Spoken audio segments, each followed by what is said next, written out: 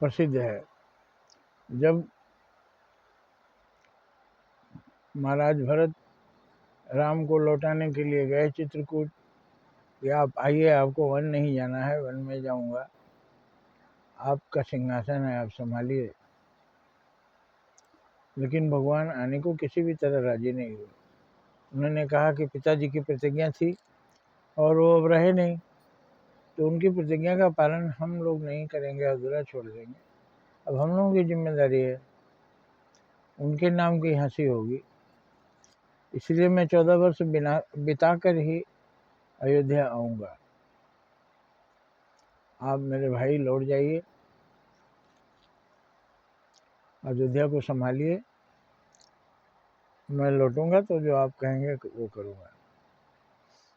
हर तरह से हार कर जब भरत, तो उन्होंने कहा आप मुझे अपनी खड़ाऊँ दे दीजिए, मैं इसे ले जाना चाहता हूँ।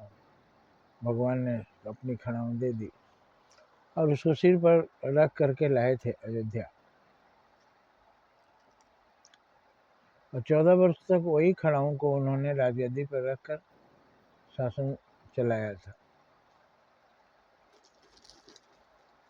तो कहा जाता है कि भरत को राजमद नहीं हुआ, घमंड नहीं हुआ, कोई गलती नहीं हुई, उनसे कोई शिकायत नहीं कर सकता।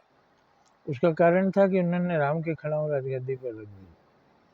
इस तरह से हर आदमी जिस पद पर भी है उस पर हजार आरोप लगते रहते हैं, हजार गलतियां उसमें निकाली जाती हैं, और निकलेगी क्यों नहीं? वो उस पद का खुद खुद ही मालिक अपने आप को समझता है। अगर वो ये सोचे कि मैं जिस पद पर हूँ उसके मालिक भगवान है, श्री राम है, मैं केवल रखवाला हूँ, तो उससे कोई गलती नहीं होगी। यही कारण है कि भरत पर कोई आरोप आज तक नहीं लगा, क्योंकि भरत ने राजगद्दी पर भगवान की खड़ाऊँ रख दी थी।